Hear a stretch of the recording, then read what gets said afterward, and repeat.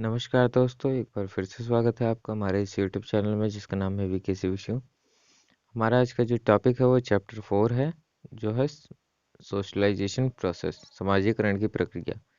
समाजीकरण की प्रक्रिया क्या होती है, कैसे होती है, इसके महत्वपूर्ण कारक कौन कौन से होते हैं, इसको प्रभावित करने वाले कारक कौन कौन से होते हैं, इसके बारे में हम आज बात करेंगे इस वीडियो में। तो चलिए शुरू करते हैं।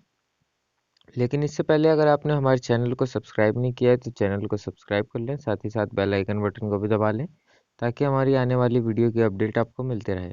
और हम दिन में 3 से 4 वीडियो जो हैं वो हम पब्लिश कर रहे हैं, और मतलब 3 से 4 लेसन एक बार में।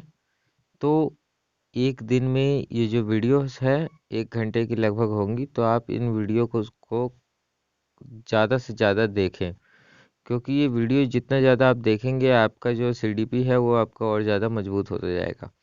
तो चलिए इसके बारे में शुरू करते हैं। समाजीकरण की प्रक्रिया क्या होती है।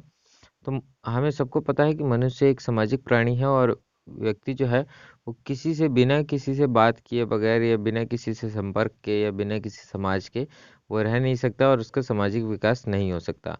इसके अलावा समाजीकरण के अंतर्गत कौन कौन सी चीज़ आती है: कौशल क्षमता, अनुकरण करना, आत्मनिर्भर होना, संस्कृति, धर्म, संस्कार, मानवीय मूल्य, ये सारी चीज़ें जो है वो व्यक्ति समाजीकरण से सीखता है। इसके अलावा परिवार, समाज व समुदाय समाजीकरण का प्रमुख घटक होता है।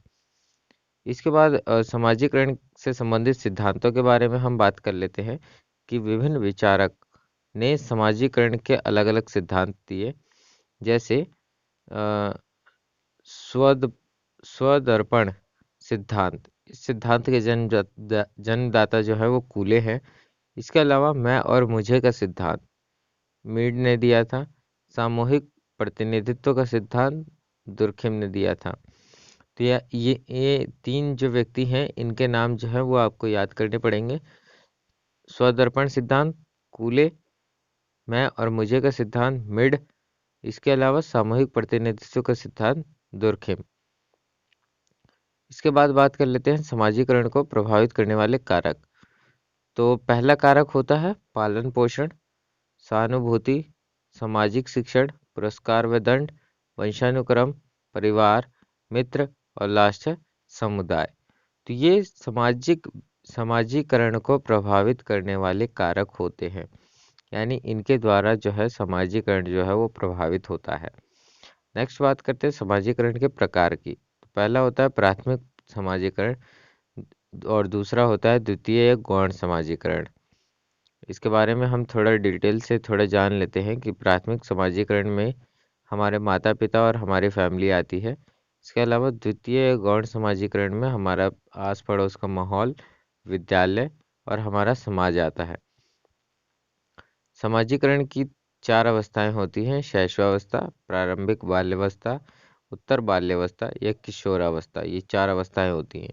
इसके अलावा इसका वातावरण का प्रभाव के बारे में हम बात कर लेते हैं। तो शारीरिक अंतर का प्रभाव, प्रजाति श्रेष्ठता का प्रभाव या व्यक्तित्व का प्रभाव, ये तीनों प्रभाव जो है वो आपने हेरिडिटी और एनवायरमेंटल वाले चैप्टर में आपने पढ़ा होगा।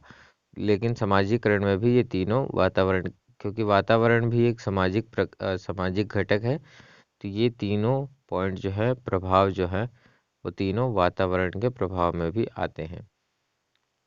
इसके अलावा मानसिक विकास प्रभाव और बालक का बहुमुखी विकास भी जो है वो हमारे वातावरण पर ही डिपेंड करता है, हमारे एनवायरनमेंट पर डिपेंड करता है। इसके बाद समाजीकरण की प्रक्रिया के मुख्य अभिकर्ता कौन कौन से होते हैं, यानी समाजीकरण को और ज़्यादा सुदृढ़ बनाने वाले: अध्यापक, परिवार व अभिभावक, मित्र और खेल। ये 4 चीज़ें होती हैं।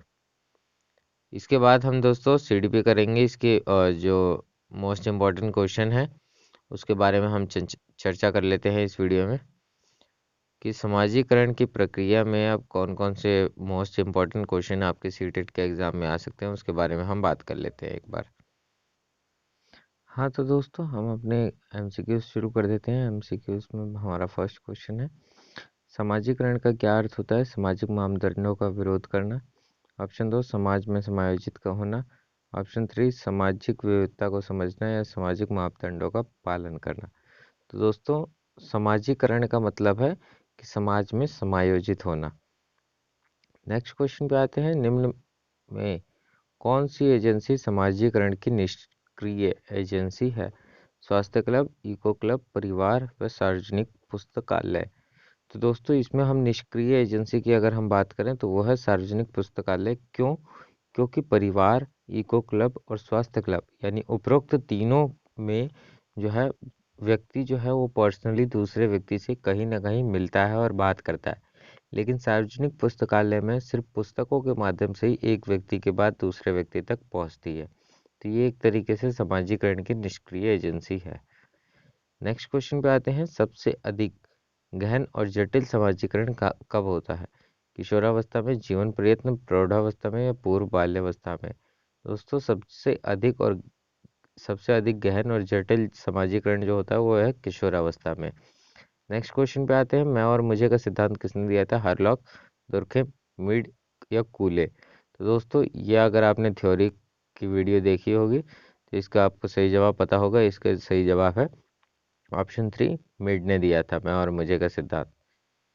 नेक्स्ट क्वेश्चन पे आते हैं, बालक के समाजीकरण की प्रक्रिया कब प्रारंभ होती है? वयस्क होने के बाद, किशोरावस्था में, विद्यालय जाते समय या जन्म के समय? तो बालक के जो समाजीकरण की प्रक्रिया है वो जन्म के समय से ही स्टार्ट हो जाती है। नेक्स्ट क्वेश्चन पे आते हैं, कौन सी समाजीकरण का प्रमुख कारक है? राजनीतिक दल, परिवार, मोबाइल या विद्यालय?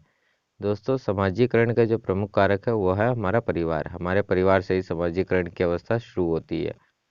नेक्स्ट क्वेश्चन है, समाजीकरण सहयोग करने वाले व्यक्तियों में हम की भावना का विकास करता है वह उनमें एक साथ कार्य करने की इच्छा क्षमता का विकास करता है। यह कथन किसने बोला था?